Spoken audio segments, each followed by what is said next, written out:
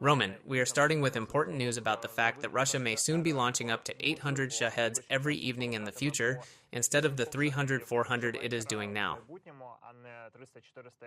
This is being confirmed by a military officer with the call sign Flash. The Russians are building another factory and nothing is really stopping them anymore. Roman, your analysis is needed here. What does this mean in practice? How realistically can the Russians launch 800 Shaheds each time in a massive attack? And how ready is our air defense for such scenarios?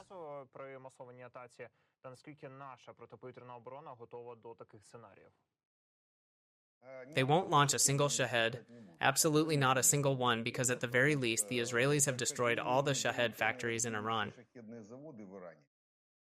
And Iran hasn't been supplying Shaheds for some time, especially after Pezeshkian became the president of Iran. They won't send us a single Shahed. And in reality, what they are doing now is producing Russian-Chinese products. They're called Geran, Geran 2, Geran 3. Mostly components and assemblies are Chinese and from Russian Research Institute Progress. What's flying to us now has absolutely nothing to do with Shaheds, absolutely nothing at the moment, especially not with Iran. Everyone who says that the Shahed factories in Iran have been destroyed and that things will get easier for us here, it definitely won't get easier because these are not Shaheds. How many Gerans they will assemble depends on how Chinese production facilities will operate. That is, the number of components and assemblies they produce will determine how many Russian-Chinese Gerans the Russians will be able to assemble. Because they are assembling them doesn't mean that all of them will be coming to us. And the figure of 800, why not 900, or why not 700, or even 1,000, for example? Where did that number come from? Out of nowhere. There is at least a rough estimate of production, which, for example, is confirmed by our intelligence, including around 150 and 200 Gerans per day they can assemble. Again, these are the boundary figures for the assembly of large units, and of course, for the production of Chinese components and assemblies. The Chinese aren't producing billions of these components and assemblies, especially since they're assembling their own sunflower. Geran is the Chinese sunflower 200. That's why I would argue about the possibility of the Russians being able to assemble, say, 800 per day at this stage. Let it be 200, 250. Not more for now, because no production increases 2 or 3 times that quickly. Those who understand production know this very well. To double production, at the very least, you need to set up another production line, a full line, including factories for building factories, meaning it's a whole process. To triple or quadruple production, that definitely won't happen. The question is in the usage, because they can produce 200 units a day, and then, for example, not fire at us for a week. Let's say they have 1,000 Gerans. What can they do with them all at once? One thing is launchers, another is routing, another is targeting per se. So it is a process that cannot be increased at once. Do they have 1,000 targets out there at the moment? There is a big question here. If you try to reconnoiter a target, reconfirm it, confirm it, that is a whole process that cannot be solved in 1, 2, 3 steps. As genocidal attacks, it is necessary to carry out routing so that they do not just hit a cow in the field, and if they set the task of terrorist attacks, it is also necessary to aim, but it is a whole process. Therefore, for the time being, I do not see, let's say, that the Russians can produce such a large number of geraniums, nor can they use them at one time, for the time being. They could, in principle, somehow prepare for a month for an attack of 1,000, let's say, of the same geraniums and somehow lay it all out, but it would basically be either a smeared attack over 10 days or one attack in 10 days. And its efficiency is about the same. That is why I would not so categorically confirm or deny these 800, which for some reason have now started to go everywhere on the information channels.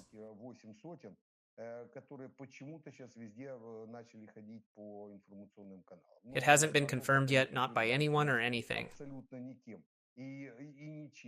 And counteraction is possible. The main counteraction is no matter how many drones.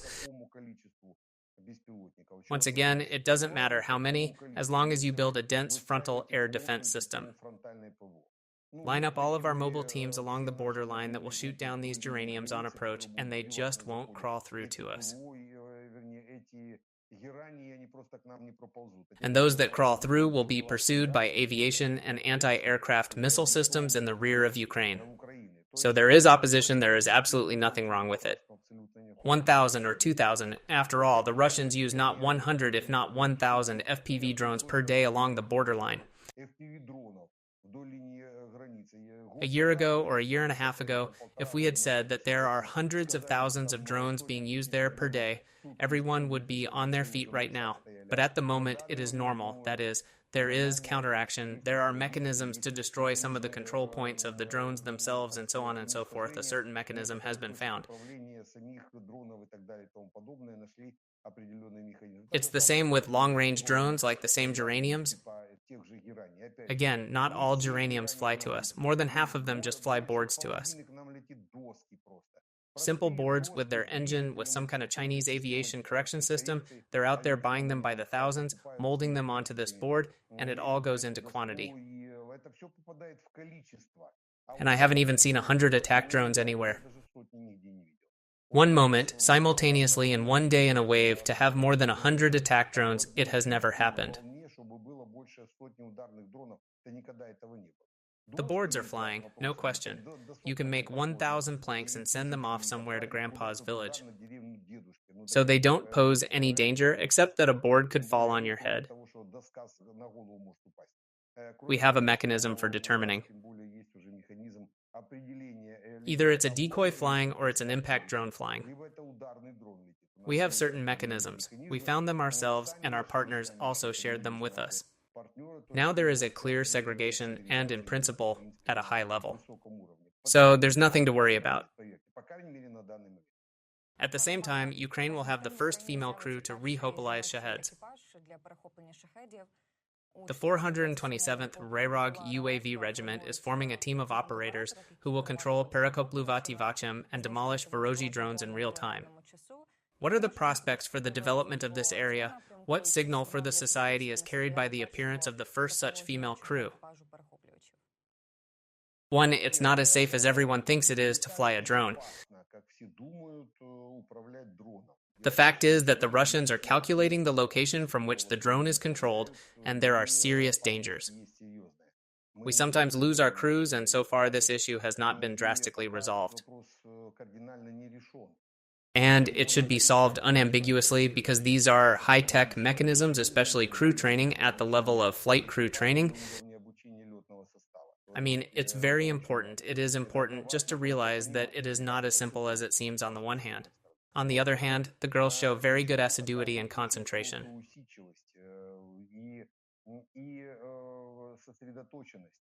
It's real, because since 2014 we had girl snipers in our squads, so believe me, they gave men a head start, and quite seriously. This is for snipers, but it's about the same for the use of weapons of mass destruction. That is, if the personnel is intelligently selected, it will give serious efficiency, and in principle, the female sex should be definitely involved. Only naturally by the right attraction mechanisms. That is, sensible motivation, sensible financing, social package, and so on and so forth.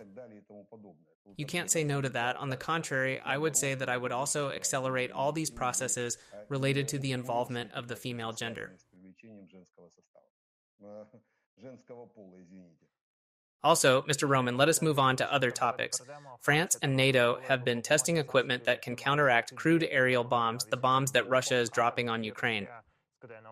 NATO has recently reported that the trials were a crucial step in the development of advanced anti-missile defense equipment to support Ukraine. Mr. Romani, from what you know, from what we can say publicly, it is likely that we know how much this can change the architecture of the front, for we remember the difficult situation in Avdiivka, when at first cabs were actively working on the city and our defenders in particular had to leave the city.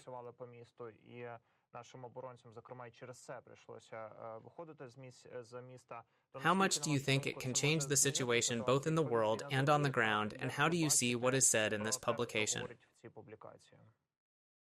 When you are disturbed by a light bulb shining in your eyes, you can cover it with the palm of your hand, you can cover it with an object, or you can just turn off the light, just turn it off at the switch. So, this mechanism of destroying gabs, this is the kind of system that is like a cover for their eyes. And this, I mean, it's not a cause, it's an effect. And the cause is the Su-34 airplanes. Turn off the electricity, turn off the light bulb. And we have to intercept airplanes, and that's strategic. Go even further, just cut the wires if you're really sick of it. Destroy Russian refineries that produce aviation kerosene. Airplanes won't be able to take off, the GABs won't fly anywhere. No one's going to launch them with a rubber band or David's slingshot. So there's a whole process. She's building a chain of these cause and effect relationships to understand how to counteract. Therefore, opposition to the GABs is opposition to the effect, not the cause. That is why we need to approach it this way. That is to strategically set the task of destroying either the Russian oil refinery, destroying Russian fuel. That's what the Iranians have now done, by the way. They've rumbled one of the major jet fuel plants in Israel. The planes might not fly, or they'll have to haul jet fuel from who knows where. So, we should do the same, destroy oil refineries producing aviation kerosene, destroy not oil depots, but warehouses for storing aviation kerosene. There are tens of thousands of tons of them near Engels.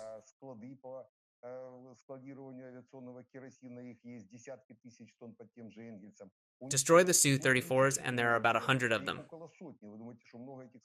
On airfields or in the air, but in order to destroy them in the air, it is necessary to use a sufficient number of means of destruction against airplanes. So air defense should work, same missiles, and Aster-30 for SAMP-T, same PAC-2 for Patriot, or AIM-120 and D with 150 kilometers range. All previous missiles are the same to prevent the Russians from getting within air bomb dropping range GAB. Meaning planning, kilometers to 190, 80, 70 kilometers, meaning they have to be shot down. And already intercepting the GABs, that's pretty much problematic on one hand. Why? Because the GAB doesn't have a primary, the GAB doesn't have a heat jet, meaning it can't be intercepted much by a missile with a heat-seeking homing head. So that means it has to be either a radar system, which is very bad at picking up these GABs, but the radar systems have missiles that go in. They're very expensive, which is the anti-missile.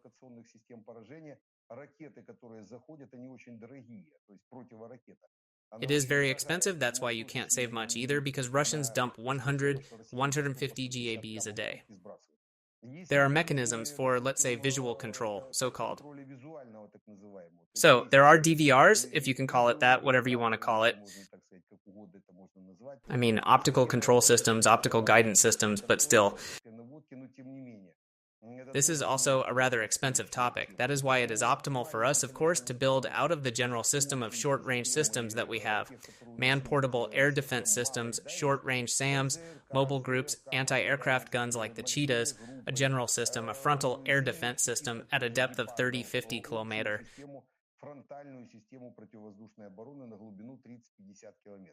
So that neither a drone would pass, nor a GAB would pass any level by the way of drone, nor a cruise missile would pass. Such a system would not be able to intercept ballistics and vehicles traveling above 5 kilometers. But not enough of them, and then it will be either aviation or SAMs in the rear. But to actually build such a system, the mechanisms of intercepting the GABs can also be built into it. That is, some mechanisms to intercept the GABs using most likely not location, but optical control. There is simply no other option yet. And RAB itself, that is the whole mechanism of this frontal 50-kilometer zone, which will stretch over 2,000 kilometers of front and the Black Sea line, starting from Odessa and ending in Belarus. And that has to be tweaked, and the overall system will get caught in the net. The Gabs will fall into these nets, but in order to fight against the Gabs, it is optimal to destroy the airplanes that drop them and the aviation kerosene. Russian dictator Putin at his freak forum, St. Petersburg International Economic Forum, old memory, probably not kind, their oligarchs no longer speak there, except for the familiar daughters of Putin, do not come.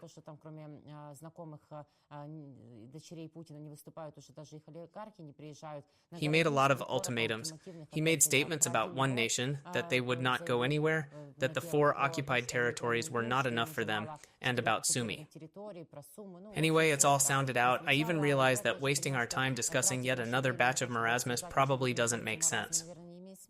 But still, as you can see, who these messages were sent to, and during this programmatic, as they called it, speech, and during this meeting with international agency types, which was held at night, our time, when it was evening in the States, so that in all likelihood Donald Trump would hear this, or who this is all for, and what is this primary purpose.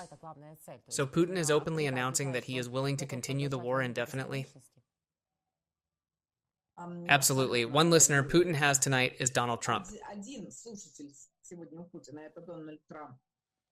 It's a separate story, actually, as to why it happened, how it happened, that Donald Trump is willing to listen with bated breath to Putin and just carry all the nonsense that Putin is carrying on after him.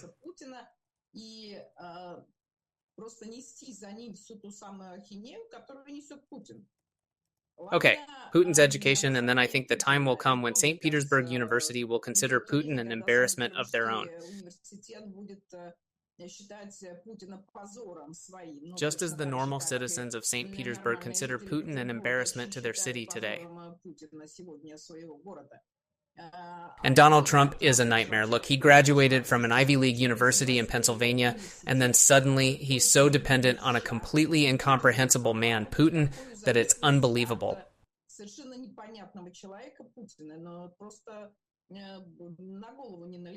And a separate story, you correctly point out.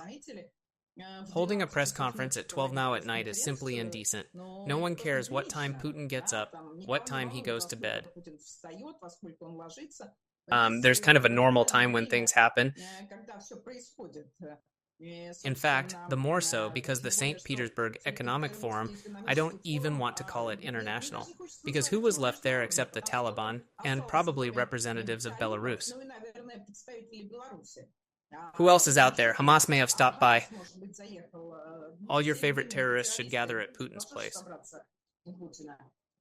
That's why the Taliban are coming. Of course, there is no one else to go there, which is why they should remove the adjective international a long time ago. But what to do? I don't want to. I still want to blow dust in my eyes, but I can't do it well. That's probably why they hold press conferences at night. Such a low level of representation. Indeed, you're right, the Taliban were going there as guests of honor, the number 2 terrorists already after Putin in the world, one of that bunch.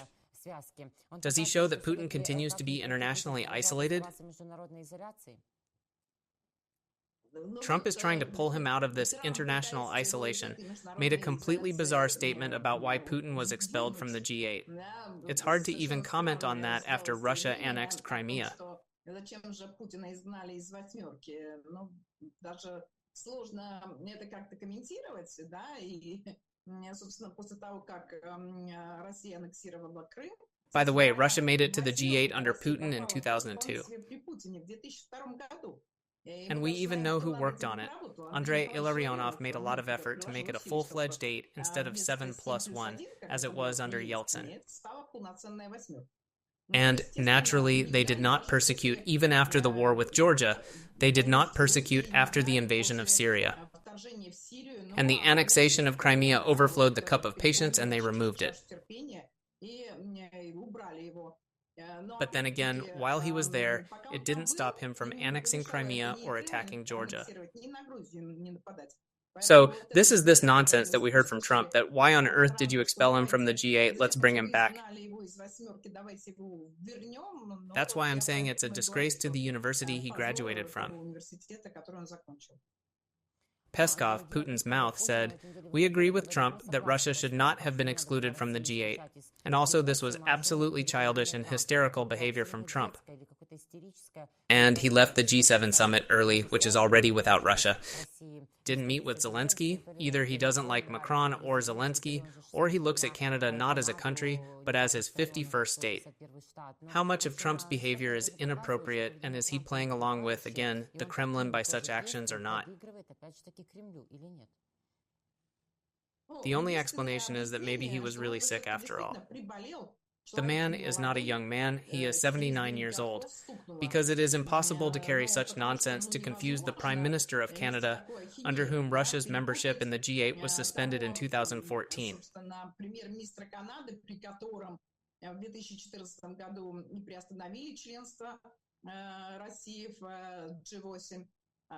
It is understandable why he was uncomfortable mentioning another Canadian Prime Minister, because this happened under the most conservative Canadian government and conservative policies. So, of course, Trump wanted to kick Trudeau, who only became Prime Minister in 2015.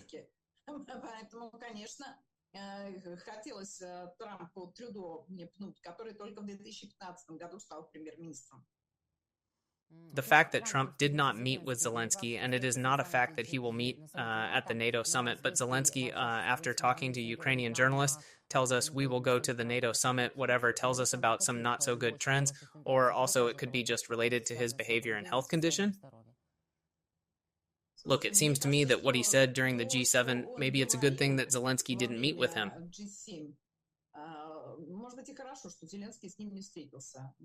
There would be an Oval Office episode number 2 again, because it's just hard enough listening to some of the nonsense that Trump has been saying.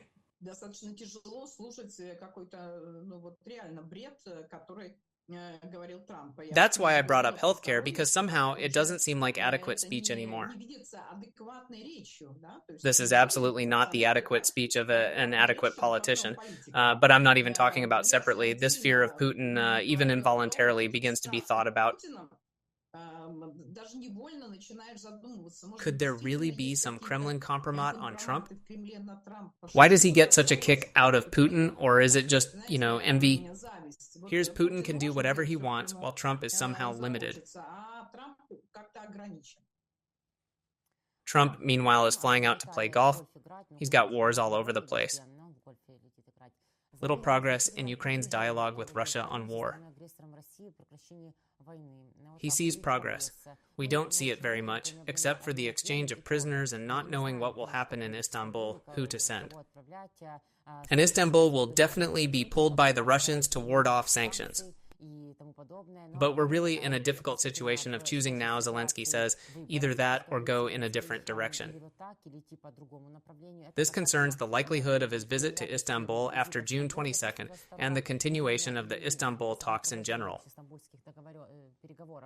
Indeed, Olga, we have not seen anything yet. Russia continues to pull this negotiation track for what other purpose? To whom is it demonstrating what?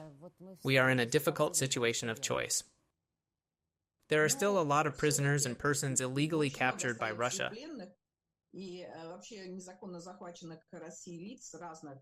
And civilians as well. And there is an increasingly separate category where they are already sentencing Ukrainian servicemen and civilians for the crimes that they have invented there.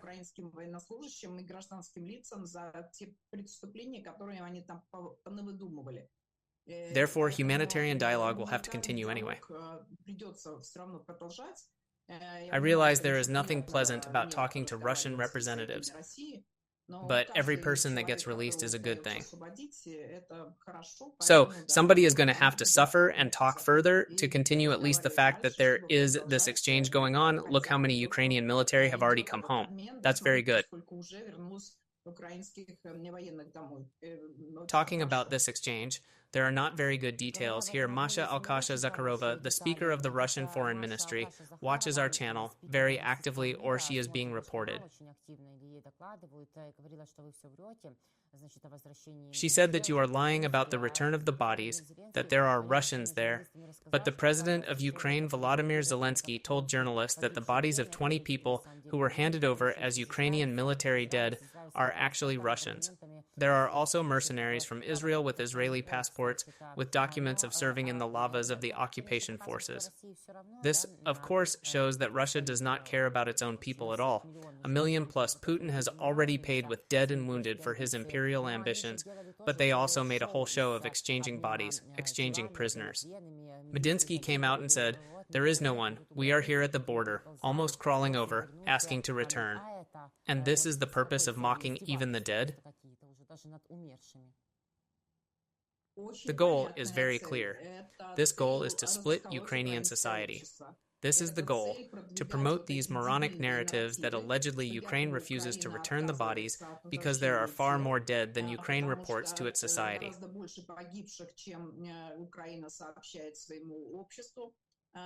That's why Zelensky is so-and-so, illegitimate, and so on and so forth. And these are the theses we hear all the time, and of course they are beginning to be pushed through in various forms. And for a part of Ukrainian society, we realize that some people are getting it. And this is the activity with which today, realizing that sooner or later, of course, we will have to stop military action. Putin realizes this already now, and that's why they are preparing, they are starting to recruit this fifth column of Ukrainians both inside the country and abroad. It's not that they're against their own country, no, it's that they have all sorts of retarded narratives that they're making light of, that they're putting supposed evidence underneath. It is clear that for the Ukrainian audience, they will not press Alkash, not the Ministry of Foreign Affairs, to slip, but some kind of analysts who will promote absolutely Kremlin Russian narratives, but with other faces, even some in opposition to Putin. This is such a big information campaign that the Kremlin has a lot of money for, and they are actively running this campaign all over Europe. They busted a whole spy network in Argentina. Speaking of pro-Kremlin narratives, they continue to be actively promoted by Dmitry Medvedev, who also always comes out and writes 2 Saturday comments. One is about Iran, Israel, we'll talk later. And the first one is about the dirty bomb. They got her again. Sergei Kuzugetovich Shoigu, who was then the Minister of Defense of the Russian Federation, got it. I remind you, at the time we called him a telephone terrorist because he literally sat on the phone. Now he is the Secretary of the Security Council of the Russian Federation. They put him there. Medvedev's direct superior, who is no longer Putin's deputy, but Deputy Secretary of the Security Council of the Russian Federation. Shoigu in 2022 was yelling at everyone and promoting that Ukraine was using a dirty bomb. Putin brought it up yesterday at a forum, certainly to the point. Where to talk about a dirty bomb? If you have a problem with the economy, you have to divert attention. And Putin says he has no evidence that we're making this dirty bomb, but doesn't rule out, apparently, that we could use it. Anyway, they're apparently going to use it. And Medvedev says, then we'll retaliate with tactical nukes. We haven't heard it in a while. When there are no other arguments, they take out their nukes, be it tactical. When the arguments run out, they start shaking the nukes.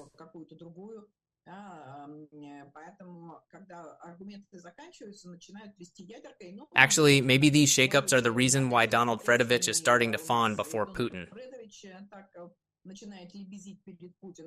Someone showed him that Russia has more nukes than America. And that's it. He practically fainted. And Putin again probably told him about these super-duper delivery vehicles, about their supposedly indestructible hypersonic missiles.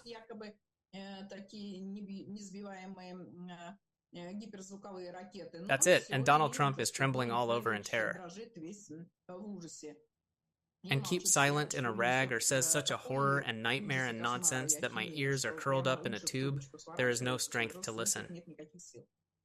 Olga, but they'll never use it, this tactical nuke. It's just bluff and blackmail. Because if all of a sudden they use it, then still you have to realize that today, if it weren't for China's support, Putin wouldn't have the weapons that he has.